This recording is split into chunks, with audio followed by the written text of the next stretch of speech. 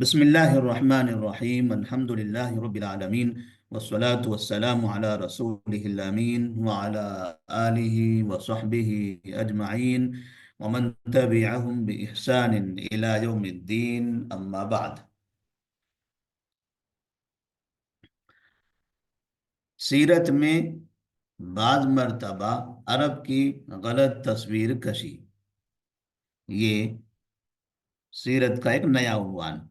ہم نے اس سے پہلے نبی کریم صلی اللہ علیہ وسلم کی جو مکی زندگی ہے تو مکی زندگی کا کچھ تعارف کیا تھا کہ مکی زندگی کس کو کہتے ہیں. نبی صلی اللہ علیہ وسلم کی زندگی کو دو حصوں میں تقسیم کیا جاتا ہے، ایک مکی زندگی اور دوسری مدنی زندگی.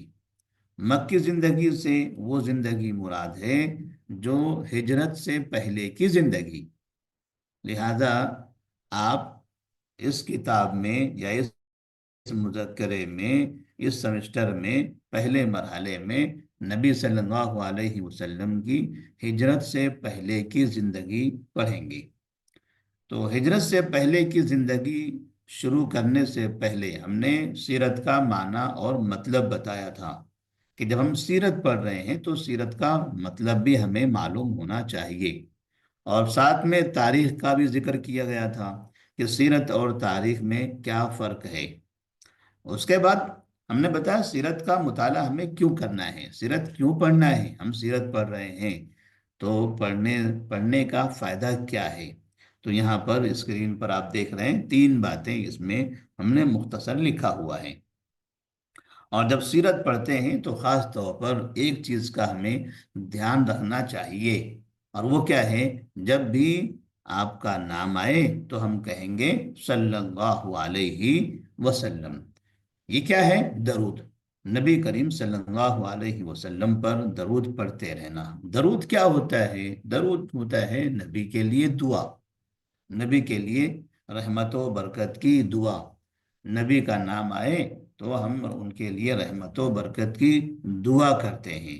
جب ہم ان کے لیے دعا کرتے ہیں تو پھر بدلے میں اللہ تبارک و تعالی ہمارے اوپر رحمتیں نازل کرتا ہے، اور 10 گنا 10 مرتبہ رحمتیں نازل کرتا ہے. تو اس طرح سے ایک سبق اس سے یہ ملتا ہے کہ جب آپ دوسروں کا اچھا چاہو گے تو اللہ تبارک و تعالی آپ کا اچھا کرے گا. دوسروں کے لیے آپ غائبانہ دعا کرو گے تو اللہ تبارک و تعالی آپ کی زندگی میں خوشحالی اور برکتیں نازل فرمائے گا. تو جب نبی کے لیے ہم دعا کر رہے ہیں تو پھر اللہ کیوں نہ ہمارے اوپر رحمتیں اور برکتیں نازل کریں. اس لیے آپ صلی اللہ علیہ وسلم نے خصوصی طور پر تاکید فرمائی ہے کہ جب بھی میرا نام آئے میرے لیے دعا کرو. اس کے بعد پھر ہم نے ایک نیا عنوان بنایا تھا، کیا عرب سب سے بری قوم تھی؟ چونکہ نبی کی سیرت ہمیں پڑھنی ہے، تو نبی کی سیرت بتانے سے آپ کا نام، آپ کا قبیلہ، آپ کی تاریخ پیدائش، آپ کہاں پیدا ہوئے، یہ سب شروع کرنے سے پہلے تمہیداً کچھ باتیں ہمیں اس سے پہلے پڑھنی ہے. کیونکہ آپ صلی اللہ علیہ وسلم کا تعلق عرب سے ہے، اور عرب میں آپ پیدا ہوئے. آپ پر جو قرآن مجید نازل ہوا وہ عربی زبان میں ہے. آپ کے جو سب سے پہلے لوگ ہیں جنہوں نے آپ پر ایمان لایا وہ عرب ہیں. جو خلفائے راشدین ہیں وہ عرب ہیں. آپ کی زبان عربی زبان ہے. لہذا احادیث کا ذخیرہ جو حدیث شریف کہتے ہیں، یہ حدیث شریف یا حدیثیں یہ سب کے سب عربی زبان میں ہیں، کیونکہ پیغمبر نے عربی زبان میں سب کہا ہے، کیونکہ آپ کی زبان ہی عربی تھی. تو اس طرح سے جب یہ قوم عرب تھی تو کیا یہ عرب دنیا کی سب سے بری قوم تھی؟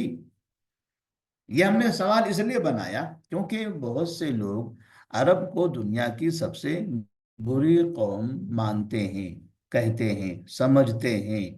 تو ہمیں یہ دیکھنا ہے کہ دنیا کے لوگ کیا کہتے ہیں، اور سید المرسلین خاتم النبیین محمد عربی صلی اللہ علیہ وسلم کیا کہتے ہیں. تو ایک طرف دنیا کے لوگوں کی باتیں چاہے وہ مسلمان ہو یا غیر مسلم ہو۔ اور دوسری طرف دنیا کے سب سے سچے انسان، اللہ کے سب سے محبوب انسان کی بات، وہ نبی کریم صلی اللہ علیہ وسلم، وہ کیا کہتے ہیں کہ اللہ تبارک و تعالیٰ نے دنیا میں جب مخلوق پیدا کیا تو مخلوق میں سب سے اچھے لوگ، یعنی قوموں میں جتنی قومیں بنائی گئی، جتنی الگ الگ جگہ آبادیاں ہوئی، تو ان میں سب سے اچھے لوگ کون؟ عرب۔ پھر اس عرب کے اندر سب سے اچھا قبیلہ کون سا منتخب کیا اللہ نے؟ قریش کو۔ پھر قریش میں سب سے اچھے لوگ کون؟ اچھا خاندان کون؟ بنو ہاشم۔ اور بنو ہاشم میں سب سے اچھا گھر کس کا؟ عبداللہ اور آمینہ کا۔ اور اللہ نے مجھے ان کے ہی گھر میں پیدا کیا۔ اس کا مطلب یہ ہوتا ہے کہ سب سے اچھا گھر نبی کا گھر، سب سے اچھا خاندان بنو ہاشم، اور سب سے اچھا قبیلہ قریش، اور سب سے اچھی قوم عرب۔ جب نبی کہتے ہیں سب سے اچھی قوم عرب، تو ظاہر سی بات ہے پھر جو لوگ کہتے ہیں سب سے بری قوم عرب، وہ دنیا کے سب سے بڑے جھوٹے اور برے لوگ ہیں۔ انہیں عربوں سے نفرت اس وجہ سے ہے کہ چونکہ اسلام عربی ہے، قرآن عربی ہے، نبی عربی ہے، اور حدیثیں عربی ہیں۔ اور پھر ہم نے ساتھ میں یہ بتایا تھا کہ سب سے پہلے عرب سے نفرت کا مظاہرہ مدینہ منورہ میں کس نے کیا تھا؟ نبی صلی اللہ علیہ وسلم کی بعثت کے بعد یہودیوں نے۔ کیونکہ یہودی یہ چاہتے تھے کہ کوئی نبی آئے تو ہماری قوم میں آئے، عربوں میں کیوں آئے؟ وہ عربوں کو صرف استعمال کرنا جانتے تھے۔ جو مدینہ کے عرب تھے، اوس اور خزرج کے جو دو قبیلے تھے، ان دو قبیلوں کو پیسہ دیتے، ہتھیار دیتے، آپس میں لڑاتے رہتے تھے۔ تو اس طرح سے عربوں سے نفرت کا اظہار یہود سے شروع ہوتا ہے، اور پھر آج تک دنیا میں الگ الگ لوگوں کے دل و دماغ تک پہنچتا ہے۔ اب ہم نے یہاں پر ایک نیا عنوان بنایا کہ سیرت میں بعض مرتبہ عرب کی غلط تصویر کشی۔ جب بھی عرب کا ذکر آتا ہے یا نبی کریم صلی اللہ علیہ وسلم کی ہم سیرت لکھتے ہیں، بیان کرتے ہیں، تو عمومی طور پر کچھ بڑے بڑے جرائم کا، گناہوں کا ذکر کیا جاتا ہے کہ مکے کا کیا حال تھا، عرب کا کیا حال تھا، اور پھر اس میں کیسے نبی کو مبعوث کیا گیا۔ تو ہم نے کچھ پوائنٹس لکھے ہوئے ہیں یہاں پر۔ سب سے پہلا نقطہ ہمارے پاس، قتل و غارت گیری۔ جب بھی ذکر آتا ہے سیرت میں نبی کریم صلی اللہ علیہ وسلم کی بعثت کا، تو یہ بتایا جاتا ہے کہ مکہ میں قتل و غارت گیری عام تھی۔ مکہ میں قتل و غارت گیری عام تھی۔ عرب چھوٹی چھوٹی باتوں کو لے کر ایک دوسرے کا قتل کیا کرتے تھے، اور کئی کئی سال تک جنگیں لڑتے تھے۔ تو کیا یہ حقیقت ہے؟ کیا یہ صحیح ہے؟ تو ہم نے یہاں کچھ اشارتاً آپ کو سمجھانے کی کوشش کی ہے۔ اس میں کوئی شک نہیں کہ یہ برائی وہاں تھی، یہ برائی وہاں تھی، لیکن اس کا یہ مطلب نہیں ہے کہ بس ایسے ہی پوری کی پوری قوم اسی طرح کی تھی۔ کسی قوم میں کچھ برائی کا ہونا، اس کا یہ مطلب نہیں ہوتا کہ ساری قوم اسی میں ملوث ہے اور خیر کے نام کی کوئی چیز وہاں نہیں ہے۔ کیوں؟ اس لیے کہ جب آپ دیکھتے ہیں تو آپ کو یہ پتا چلے گا، یہی سیرت کی کتابیں جو شروع میں ایسے لکھتے ہیں، بعد میں پھر عربوں کے واقعات بیان کرتے ہوئے قصاص اور دیت کا بھی تذکرہ کرتے ہیں کہ عربوں میں قصاص اور دیت کا بھی نظام تھا۔ قصاص اور دیت کیا ہوتا ہے؟ کوئی انسان کسی کو قتل کر دے تو بدلے میں قاتل کو قتل کیا جائے گا، یہ قصاص ہے۔ یا پھر اس سے دیت لی جائے گی، معاوضہ لیا جائے گا، اور پھر اس کو معاف کر دیا جائے گا۔ تو ایک واقعے کی طرف ہم نے اشارہ کیا ہے یہاں پر۔ جب تقریباً نبوت کا 14واں سال شروع ہو گیا تھا، نبوت کا 14واں سال، سفر کا مہینہ تھا، اور 26 تاریخ تھی، جمعرات کا دن تھا، صبح کا وقت تھا، ابو جہل، عتبہ بن ربیعہ، شیبہ بن ربیعہ، اور عقبہ بن ابی معیط، اور اسی طرح سے اور دیگر افراد، بڑے بڑے سردار دار الندوہ میں جمع ہوئے تھے۔ دار الندوہ مکے کا ایک اسمبلی ہال، جہاں پر لوگ جمع ہوتے تھے اور میٹنگ کرتے تھے، مشورہ کرتے تھے۔ تو دار الندوہ میں جمع ہوتے ہیں اور وہاں آپس میں اتفاق کرتے ہیں اس بات پر کہ نبی کریم صلی اللہ علیہ وسلم کو قتل کر دیا جائے۔ تمام کے تمام لوگ اس بات پر متفق ہو جاتے ہیں۔ اب وہ کیسے ہوا تھا، کیا کیا ہوا تھا، پورا تفصیلی واقعہ انشاءاللہ آگے جب ہم سیرت آگے پڑھنا شروع کریں گے تب بتائیں گے، یہاں اشارہ ہم کرنا چاہتے ہیں صرف۔ تو سب نے اتفاق کر لیا کہ نبی کو قتل کر دیا جائے۔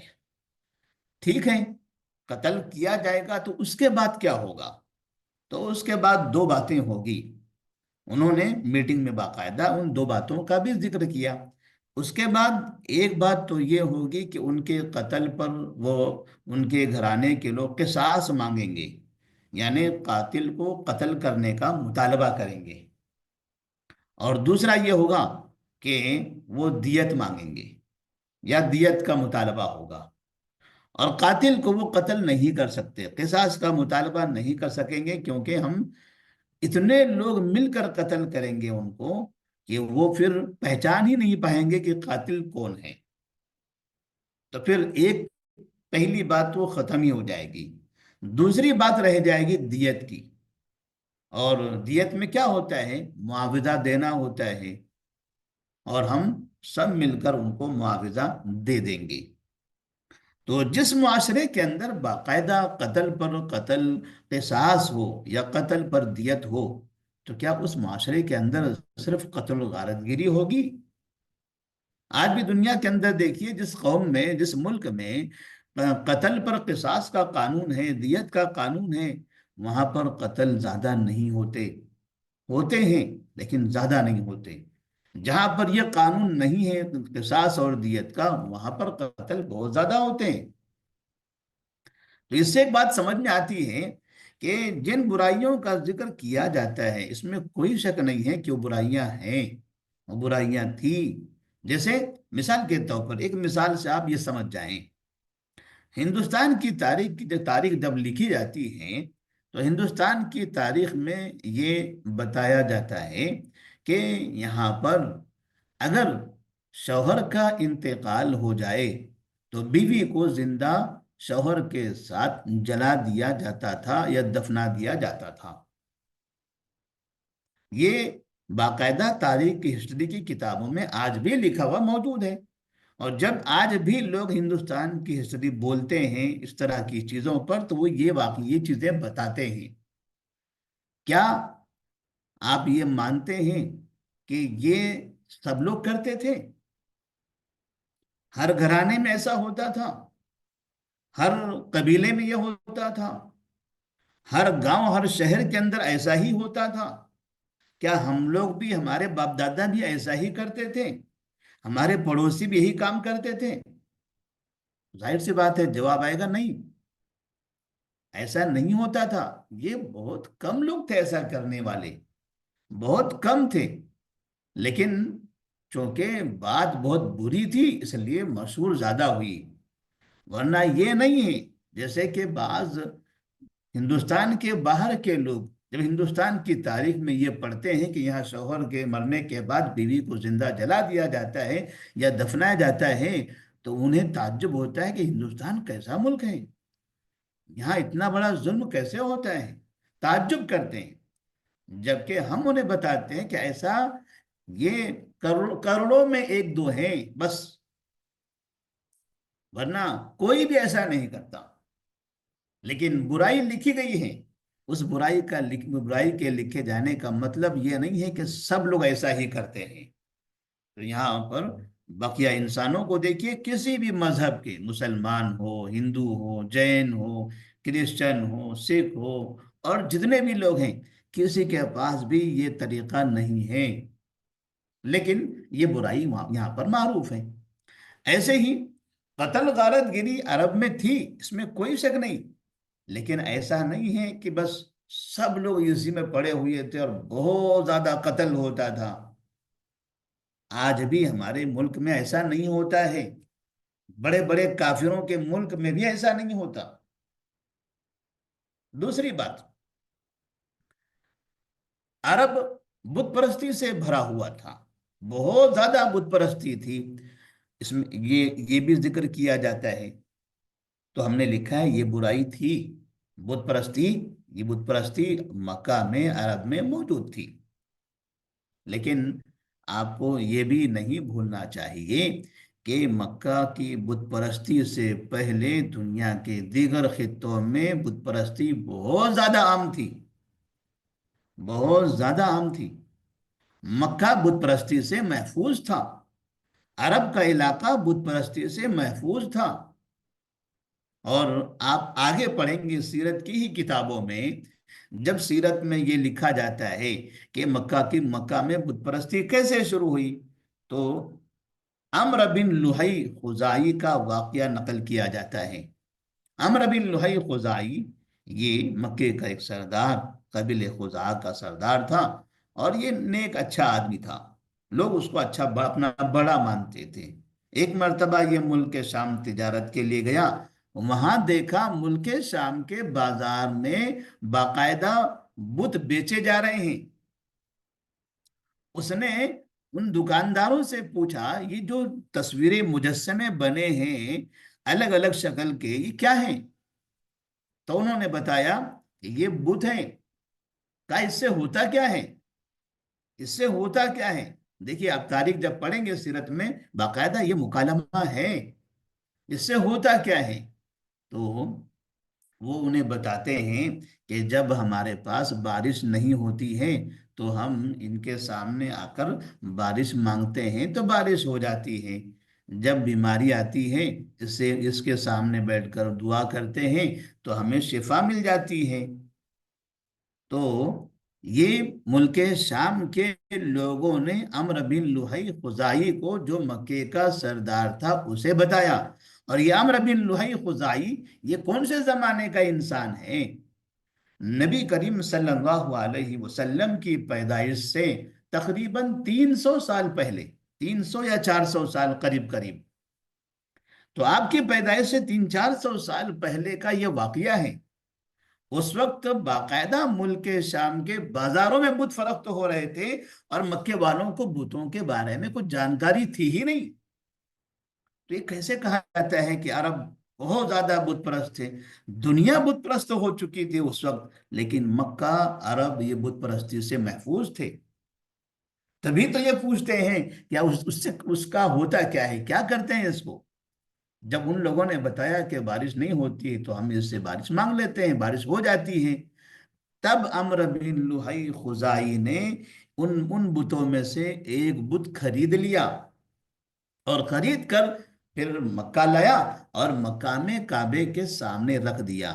یہ پہلا بت تھا مکہ میں، جبکہ ادھر ملک شام کے علاقے میں بت دھڑلے سے فروخت ہو رہے تھے، ان کے بازار تھے۔ ظاہر سی بات ہے جہاں بازار بتوں کے لگے ہوں تو کیا وہاں پر بتوں کا کیا عالم ہوگا؟ گھر گھر بت ہوں گے، چوراہوں چوراہوں پر بت ہوں گے، ہر مرد کے پاس ادھر ادھر جہاں لوگ دیکھیں وہاں راستوں میں بت ہوں گے، کیونکہ بازاروں میں بت فروخت ہو رہے ہیں۔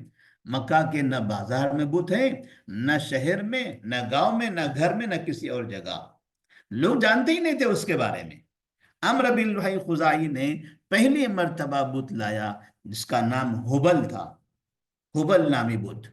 اور یہاں سے جب پھر لوگوں نے ان سے پوچھا عمرو بن لحی خزاعی سے کیا لائے ہو، کیونکہ عمرو بن لحی خزاعی بڑا سردار تھا، تو اس نے بتایا کہ یہ جو مجسمہ ہے، یہ جو مجسمہ بنا ہوا ہے، یہ آپ کے فائدے کے لیے۔ کیا فائدہ ہے اس سے؟ کہا کہ یہاں سامنے آؤ اور اس کے ذریعے تم بارش مانگو تو بارش ہو جائے گی۔ اب مکہ میں بارش تو ہوتی نہیں تھی، تو لوگوں نے سوچا چلو بارش ہو، اگر اس سے بارش ہو رہی ہے تو اچھی بات ہے، بیماری اگر آ جائے تو اس سے مانگ لو، بیماری ختم ہو جائے گی۔ تو اس طرح کچھ لوگوں نے اس کی بات قبول کر لی، لیکن سب نے نہیں مانی، کیونکہ سب کو یہ پتا تھا کہ بارش نازل کرنے والا اللہ تبارک و تعالیٰ ہے، بیماری کو شفا دینے والا اللہ رب العالمین ہے، اس کے علاوہ اس کی قدرت کسی اور کے پاس نہیں ہے۔ لیکن جب کوئی آدمی کسی کو بہکاتا ہے یا سمجھاتا ہے تو کچھ نہ کچھ لوگ ان کے سمجھانے میں آ ہی جاتے ہیں۔ ایسے ہی عمرو بن لوہی خزاعی نے سمجھایا، اور چونکہ اسے ملک شام میں سمجھ میں آیا، اور یہاں آ کے اس نے دوسرے لوگوں کو سمجھایا، کچھ لوگ اسی طرح سمجھ گئے، اور پھر دیکھتے دیکھتے وہ لوگ اس کے سامنے آ کر الگ الگ چیزیں مانگنے لگے۔ یہاں سے بتوں کی شروعات ہوئی، اور بتوں سے مانگنے کا رواج ہوا۔ اب چونکہ یہ ایک بت تھا، اب دوسرے قبیلے کے لوگ بھی ادھر گئے ملک کے شام، اور پھر انہوں نے بھی وہاں کے بازاروں میں دیکھا پر الگ الگ بت ہیں، تو فلاں وہ قبیلے والا اس نے سوچا کہ چلو ہم بھی ایک بت لے جاتے ہیں، تو اس نے ایک، دوسرے نے اور ایک لایا، تیسرا گیا اس نے اور ایک لایا، چوتھا گیا وہ اور لے آیا۔ ایسے کرتے کرتے تقریباً 360 بت مکہ میں آ گئے، کعبے کے اندر آ گئے۔ یہ ہے کہانی بت پرستی کی شروعات کی۔ تو اس سے ایک بات جو سمجھ میں آ رہی ہے کہ بت پرستی مکہ سے پہلے دوسری جگہوں پر تھی، مکے والے تو جانتے ہی نہیں تھے، اور پھر ان بتوں کے سامنے بیٹھ کر ان کی عبادت کرتے ہوئے بھی یہ مکے والوں کے دل میں اللہ رب العالمین کا عقیدہ موجود تھا۔ اللہ تعالیٰ نے خود سورہ عنکبوت آیت نمبر 65 میں فرمایا، فَإِذَا رَكِبُوا فِي الْفُلْكِ دَعَوُا اللَّهَ مُخْلِصِينَ لَهُ الدِّينَ فَلَمَّا نَجَّاهُمْ إِلَى الْبَرِّ إِذَا هُمْ يُشْرِكُونَ۔ جب یہ لوگ سمندر میں سفر کرتے تھے، اور سمندر میں جب ان کی کشتی ڈگمگانے لگتی، ایسا انہیں ڈر لگتا تھا کہ اب یہ کشتی ڈوبنے والی ہے، ہم سب مر جائیں گے، انہیں اپنی موت نظر آتی اس سمندر میں، اس پانی میں، تب وہ دعوا اللہ مخلصین لہ الدین، یہ مشرکین، یہ کفار اللہ رب العالمین سے مانگنے لگتے تھے۔ اللہ کے علاوہ کسی اور کی طرف ان کا دھیان نہیں جاتا تھا، صرف اللہ سے اخلاص کے ساتھ، خشوع خضوع کے ساتھ اللہ سے مانگنے لگتے تھے۔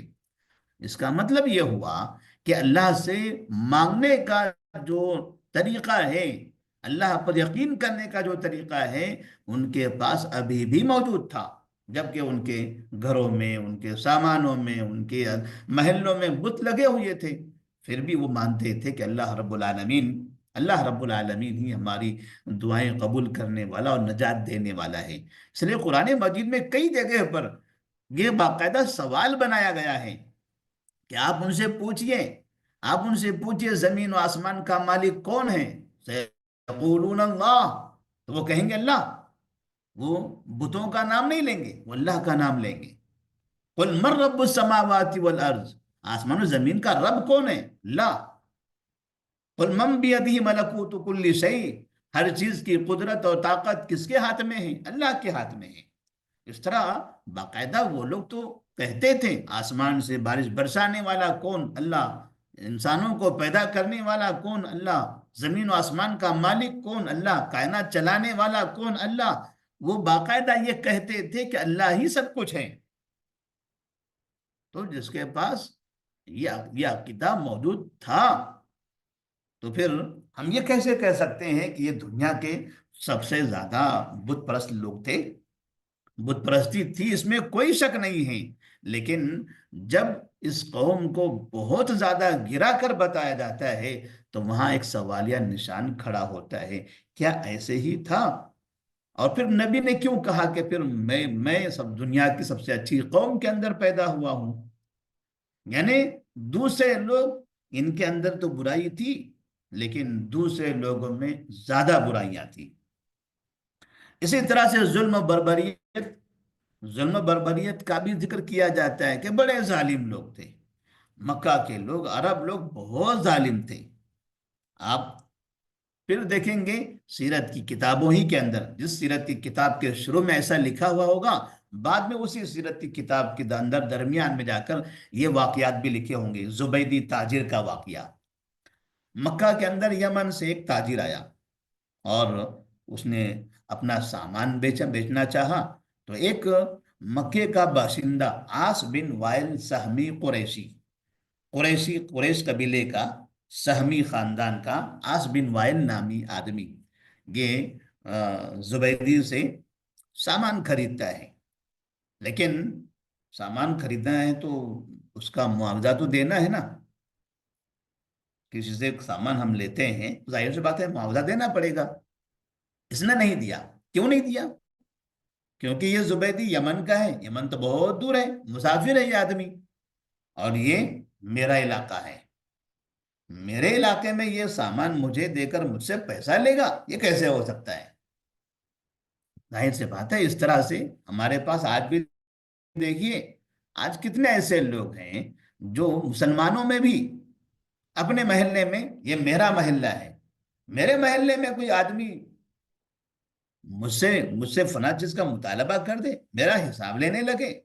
پولیس بھی ہمارے پاس جب سامان لینے کہیں جاتی ہے ادھر ادھر ٹھیلوں پہ، دکانوں میں، تو سامان لے لیتی ہے، پیسہ نہیں دیتی ہے، کیونکہ یہ میرا علاقہ ہے۔ بیچارے دکاندار بھی، ٹھیک ہے صاحب، لے لیجیے صاحب، کیا چاہیے صاحب، لے لیجیے صاحب، شکریہ صاحب۔ یہ آج بھی ہو رہا ہے، ترقی یافتہ زمانے میں جہاں بہت علم میں ترقی آ گئی، وہاں آج بھی اتنا بڑا کرپشن موجود ہے، لیکن اس کا یہ مطلب نہیں کہ سب ایسے ہی کرتے ہیں۔ تو یمن کا وہ تاجر جب اس نے دیکھا کہ عاص بن وائل سہمی نے سامان تو لیا، پیسہ نہیں دیا، اس نے التجا کی کہ صاحب ہمارا گھر ہے، ہمارے بھی بچے ہیں، اور اگر آپ پیسہ نہیں دو گے تو ہمارا گھر کیسے چلے گا؟ برائے مہربانی آپ پیسہ دے دیجئے۔ اس نے نہیں مانا، عاص بن وائل نہیں مانا۔ زبید تاجر نے کیا کیا؟ پہاڑ کے اوپر کھڑا ہو گیا، اور پہاڑ پر کھڑا ہو کر اس نے باقاعدہ اپنی مظلومیت کا اظہار کیا کہ میں، مکے والوں سنو، میں مظلوم ہوں، مکے والوں سنو، میں مظلوم ہوں۔ لوگ جمع ہوئے، پوچھا کیا مسئلہ ہے آپ کا؟ کہا کہ میں مسافر ہوں، یہاں سے آیا ہوں، تجارت کرتا ہوں، آپ کے باشندے عاص بن وائل سہمی نے میرے پاس سامان لیا، پیسہ نہیں دیا، مجھے میرا پیسہ چاہیے، میں مظلوم ہوں، آپ سب میری مدد کر سکتے ہو؟ دیکھیے یہ کب کی بات ہے، میں نے یہاں لکھا ہے نیچے کہ اس وقت نبی کریم صلی اللہ علیہ وسلم، آپ صلی اللہ علیہ وسلم کی عمر تقریباً 20 سال تھی، آپ 20 سال کے تھے، ابھی نبی نہیں بنائے گئے تھے۔ تب مکے والوں نے زبیر بن عبد المطلب، جو نبی کے چچا تھے، ان کی تحریک چلانے پر مکے کے قبائل، بڑے بڑے سردار جمع ہوئے، اور سب نے یہ عہد کیا تھا مکہ مکرمہ کے اندر کہ ہم ہمیشہ مظلوم کا ساتھ دیں گے۔ یہ کب کی بات ہے؟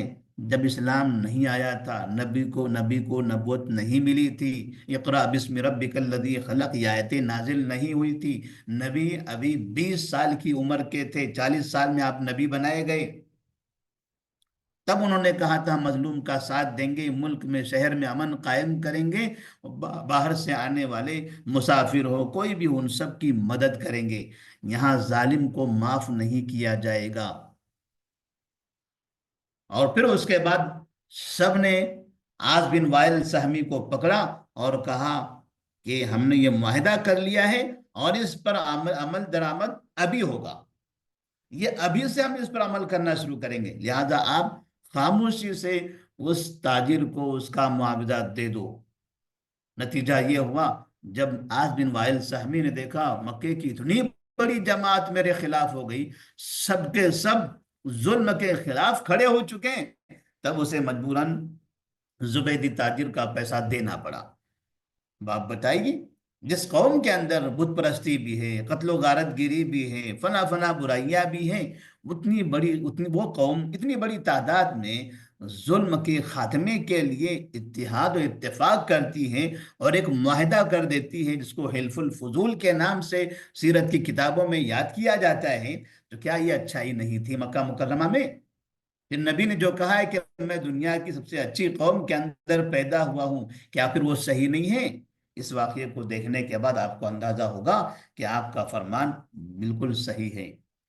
اس کے بعد बेटी का जिंदा दरगोर करना, ये हमने बहुत सुना है। अरब ऐसे हैं, अरब अपनी बेटियों को जिंदा दफन कर देते थे, अरब बेटियों को जिंदा दफन कर देते थे। ये तो बातें बहुत बयान की जाती हैं। अरब नहीं दफन करते थे, अरब में बाज लोग ऐसा करते थे।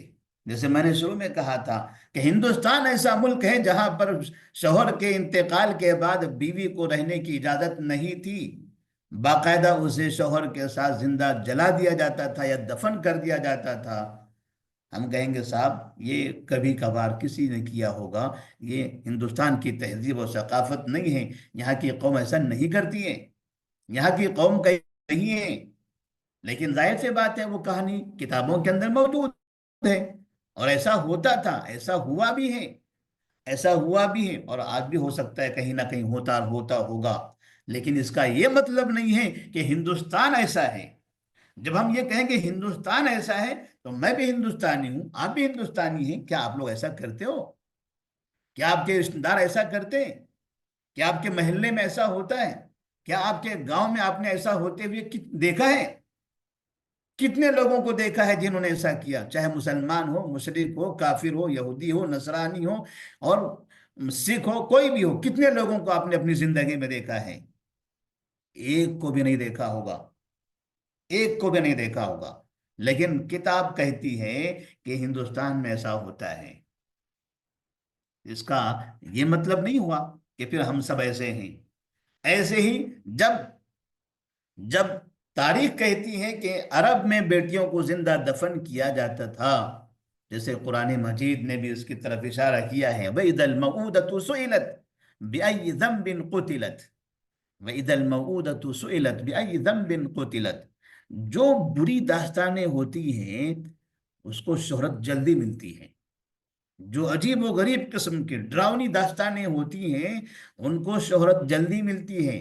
जाहिर सी बात है, एक माँ जो अपने पेट से बच्चे को जन्म देने के बाद उसे दफन कर दे, कत्ल कर दे, ये तो बहुत दर्दनाक कहानी होती है।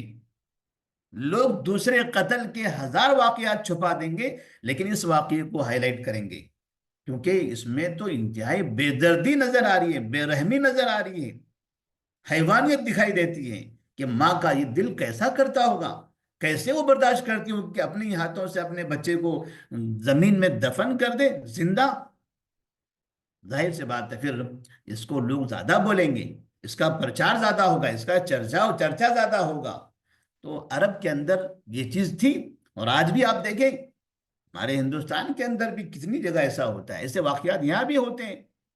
लोग बच्चों की पैदाइश के बाद बच्चों को फेंक देते हैं, कहीं कहीं कोड़े में, कहीं नाले में, कहीं डस्टबिन में जो कचरा कुंडी होती है उसके अंदर, कहीं कपड़ों में लपेट कर, कहीं थैलों में लपेट कर, कहीं पटरियों के ऊपर। बाकायदा हर साल बच्चे मिलते हैं। और फिर हॉस्पिटल तो माशाल्लाह है, मुसलमानों की बड़ी तादाद भी ये काम कर रही है कि पेट में ही बच्चों का कत्ल किया जाना। अल्लाह अल्लाह कहता है वइदल मऊदतु सुइलत बिअय्यि ज़ंबिन कुतिलत। ये जो ऑपरेशन के जरिए और दीगर तरीकों से बच्चों को जो कत्ल किया जा रहा है, ये वही शक्ल है जो अरब में जाहिलियत में ये बुराई हुआ करती थी, और ये बुराई आज तक चली आ रही है। लेकिन इस बुराई का मतलब ये नहीं है कि सारे लोग ऐसी बुराई करते हैं, ये चंद लोग होते हैं। तो ऐसे ही यहाँ पर भी हमने सासा बिन नाजिया तमीमी रजी अल्लाह ताला अन्हु, बाद में ये मुसलमान हुए थे, लेकिन उन्होंने अपनी जिंदगी में, इस्लाम से पहले का उनकी जिंदगी का ये वाकया है कि उन्होंने 360 बच्चियों को मरने से बचाया था, जिनको उनके वालिदैन कत्ल कर देना चाहते थे। जब इन्हें पता चलता था कि इस तरह से होने वाला है, तो उनके घर पहुंच जाते थे और उनसे कहते थे मेरे मैं आपको, आपके इस बच्चे के बदले में इतना इतना मुआवजा देता हूं, ये बच्चा आप मुझे दे दीजिए, मैं इसे पालता हूं। जिस माशरे में ऐसी बुराई करने वाले लोग थे, उसी माशरे में बाकायदा दूसरे के बच्चों को गोद लेकर पालने पोसने बड़े करने करने वाले लोग भी थे। और ऐसे लोग, जाहिर सी बात है, इनसे माहौल मुआशरा अच्छा बनता है। یہ اچھے لوگ، ظاہر سی بات ہے ایسی تربیت کن کی رہی ہوگی، کس نے ان کی تربیت کی، کیسے ان کا یہ ذہن بنا؟ سینکڑوں اونٹ قربان کر دیا سعصع بن ناجیہ نے لوگوں کی، بچوں کی زندگیاں بچانے کے لیے۔ آج اگر کوئی ایسا کرے تو اس کو ملک کا ہیرو بنا دیا جائے گا، لیکن سعصع بن ناجیہ تمیمی کو کون جانتا ہے؟ ہماری سیرت کی کتابوں میں ان کا واقعہ بھی بہت کم دکھائی دے گا۔ نبی کریم صلی اللہ علیہ وسلم کے پاس یہ حاضر ہوئے تھے، انہوں نے اپنی زندگی کے اس واقعے کو بیان کیا تھا کہ میں زمانے جاہلیت میں میرا یہ کام تھا، میں اس طرح سے لوگوں کی زندگیاں، بچوں کی زندگیاں بچایا کرتا تھا۔ اور پھر اگر عرب کے لوگ بیٹیوں کو زندہ دفن کر ہی دیتے تھے، جب بیٹیاں بچپن میں ہی مرنے لگیں تو پھر کسی کی ماں کہاں سے آئی، کسی کی بیوی کہاں سے آتی تھی، یہ کیسے کیسے بچے؟ پھر عربوں کے اندر یہ مشہور تھا کہ عرب شادیاں بہت کرتے ہیں، جب بچیاں پیدا ہوتے ہی مار دی جاتی ہیں تو یہ بچیاں بڑی کہاں سے ہوتی ہیں، ان کا نکاح ہوتا کہاں سے، یہ مردوں کو عورتیں زیادہ ملتی کہاں سے؟ پھر ظاہر سی بات ہے معاشرے میں پھر عورتوں کی تعداد بھی کم ہو جائے گی۔ جبکہ تاریخ میں یہ بھی لکھا جاتا ہے کہ عرب شادیاں بہت کرتے تھے، ایک ایک کے پاس کئی کئی بیویاں ہوتی تھی۔ تو دوسری طرف بیٹیوں کو زندہ دفن کرنے کا وہ واقعہ بیان کیا جاتا ہے کثرت کے ساتھ، اور پھر یہ بھی کہا جاتا ہے کہ بیٹیاں کہ عورتیں بہت تھی اور شادیاں بہت کی جاتی تھی۔ تو مطلب یہ ہوا کہ زندہ دفن کرنے کا واقعہ یا اس طرح کی برائی موجود تھی، اس میں کوئی شک نہیں ہے، لیکن اس کا یہ مطلب نہیں کہ سب ایسے ہی کرتے تھے یا عرب کا یہ ماحول تھا، نہیں، ایسا ماحول نہیں تھا۔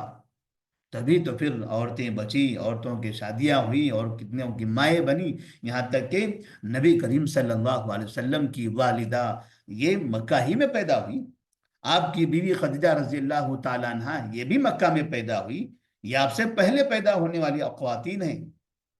کس نے ان کی تربیت کی؟ آپ کے ماں، آپ کی ماں کی تربیت کس نے کی؟ آپ کی بیوی خدیجہ رضی اللہ تعالیٰ عنہ کی تربیت کس نے کی؟ ظاہر سی بات ہے ان کے ماں باپ نے، ان کے ماں باپ نے ان کو پالا پوسا، ان کو بڑا کیا، ان کو اس قابل بنایا جس گھرانے میں ایسے ایسے لوگ پیدا ہوئے۔ اسی طرح سے چوری اور ڈکیتی کا ذکر کیا جاتا ہے کہ مکہ یا عرب یہ چوروں اور ڈکیتوں کا علاقہ تھا، بہت چوریاں ہوتی تھی اور لوگ ڈکیتی کیا کرتے تھے۔ چوری ہونا، ڈکیتی ہونا، یہ کوئی علاقہ اس سے خالی نہیں ہے، کوئی دنیا کا کوئی خطہ اس سے خالی نہیں ہے، ہر علاقے میں اس طرح کی حرکتیں ہوتی ہیں۔ اور مکہ بھی، عرب بھی دنیا ہی میں ہے، دنیا میں ہی ہے۔ تو ویسے ملک شام کہو، فارس کا علاقہ بولو، اور حبشہ کہو، یمن کہو، اس کے علاوہ جو یورپ کے علاقے ہیں، کیا جن جگہوں پر چوری اور ڈکیتی نہیں ہوتی تھی؟ کیا پہلے کے لوگ وہاں بہت شریف ہوا کرتے تھے؟ عرب لوگ ہی چور و ڈکیت ہوتے تھے؟ ظاہر سی بات ہے یہ انہیں اس طرح سے برائیوں کو لپیٹ کر عربوں کے ہی سر پہ ڈال دینا، یہ اصل غلط ہے، یہ غلط ہے۔ اور آپ کو انہی سیرت کی کتابوں میں پھر آگے جا کر یہ کہانیاں ملے گی، ہاشم کی کہانی، ہاشم جو نبی کے پردادا تھے، محمد بن عبداللہ بن عبد المطلب بن ہاشم، محمد بن عبداللہ بن عبد المطلب بن ہاشم، ہاشم آپ کے پردادا تھے۔ اس پردادا کے بارے میں تاریخ میں لکھا ہے کہ ہاشم ان کا نام ہاشم کیوں پڑا؟ کیونکہ یہ بہت مہمان نواز تھے، باہر سے آنے والے حجاج اور مسافرین کو یہ کھانا کھلاتے تھے۔ حاتم تائی، حاتم تائی یہ بھی تو عرب ہیں، یہ اسی علاقے کی انسان ہیں جن کی سخاوت اور جن کے مہمان نوازی پوری دنیا میں معروف ہے، مثالی انسان ہے۔ تو اس طرح سے عرب مہمان نواز ہوتے ہیں، یہ بھی معروف ہے۔ تو جہاں لوگ اتنا کھلانے والے، اپنی دولت مسافروں پر اتنا خرچ کرنے والے ہوں، تو وہاں کے ماحول کے بارے میں یہ کہا جائے کہ وہاں صرف چور اور ڈکیت ہوتے تھے، ظاہر سی بات ہے یہ تو غلط ہوگا۔ تو یہ کہا جا سکتا ہے کہ ہاں چوری اور ڈکیتی یہ برائی بھی تھی، لیکن اس کا یہ مطلب نہیں کہ بس یہی ماحول بنا ہوا تھا، وہاں کا ماحول بھی بڑا اچھا تھا، امن تھا وہاں پر، جیسے بدنظمی ہوتی تھی ویسے امن بھی تھا، مکہ مکہ خاص طور پر مکہ مکرمہ ایک مبارک شہر مانا جاتا تھا، مقدس جگہ مانا جاتا تھا۔ آپ نے قرآن میں پڑھا ہوگا، حدیث میں پڑھا ہوگا، باقاعدہ یہ 3 مہینے، 3 4 مہینے ایسے تھے جہاں جس میں یہ لوگ اربعۃ الحرم، 4 مہینے، 4 مہینے ایسے ایسے ہوتے تھے جن میں کفار مکہ یا عرب لڑائی نہیں کرتے تھے، چوریاں نہیں کرتے تھے، اور برائیوں سے اپنے آپ کو محفوظ کرتے تھے، اپنے آپ کو برائیوں سے، ہر طرح کی برائیوں سے بچا کر رکھتے تھے۔ کون سے مہینوں میں؟ 4 مہینے۔ سال میں 12 مہینے ہوتے ہیں، 12 میں سے 4 مہینے، 1 تہائی سال، 1 تہائی سال۔ ہمارے پاس کیا کوئی مسلمانوں کے درمیان کوئی ایسا مہینہ ہے جس میں ہم برائی نہیں کرتے؟ رمضان میں بھی کرتے ہیں۔ وہ کفار ہوتے ہوئے بھی 4 مہینوں کا احترام کر کے اس میں برائی نہیں کرتے تھے۔ اس کا مطلب خیر تھا، تبھی تو ان مہینوں کے اندر کم سے کم انہوں نے اپنے آپ کو برائی سے محفوظ کیا ہوا تھا۔ تو اس طرح جو سیرت کی کتابوں کے بارے میں یا بعض لوگ جو آ، ایسی برائیوں کا تذکرہ کر کے نبی کریم صلی اللہ علیہ وسلم کی قوم کو، آپ کے قبیلے کو، یا آپ کے شہر کو، یا آپ کے شہر کے لوگوں کو، عرب کو جو ایک عجیب انداز سے پیش کرتے ہیں، تو یہاں ہم نے آج کے اس موضوع میں آپ کو یہ سمجھانے کی کوشش کی ہے کہ برائیاں جیسے دنیا میں تھی ویسے وہاں بھی تھی، لیکن پھر بھی دنیا کے مقابلے میں وہاں کی برائیاں اور کم تھی۔ جیسے ہم نے بت پرستی کا ذکر کیا، پہلے سے ملک شام میں بازاروں میں فروخت ہوتے تھے، یہاں تو لوگ جانتے بھی نہیں تھے، یہاں کے لوگ تو جانتے بھی نہیں تھے۔ پھر مہمان نوازی بھی یہاں پر بہت تھی، لوگوں کے اندر یہاں سخاوت بھی بہت تھی، اور آخر میں دھوکہ اور بےمانی کا وہ تذکرہ ابھی باقی ہے۔ انشاءاللہ آگے کے درس میں ہم اس چیز کو بیان کریں گے، وقت تو ہو گیا ہے۔ اللہ سے ہم دعا کرتے ہیں اللہ تبارک و تعالی ہمیں نبی کریم صلی اللہ علیہ وسلم کی سیرت کو صحیح طرح سے پڑھنے اور سمجھنے کی توفیق عطا فرمائے۔ السلام علیکم ورحمۃ اللہ وبرکاتہ۔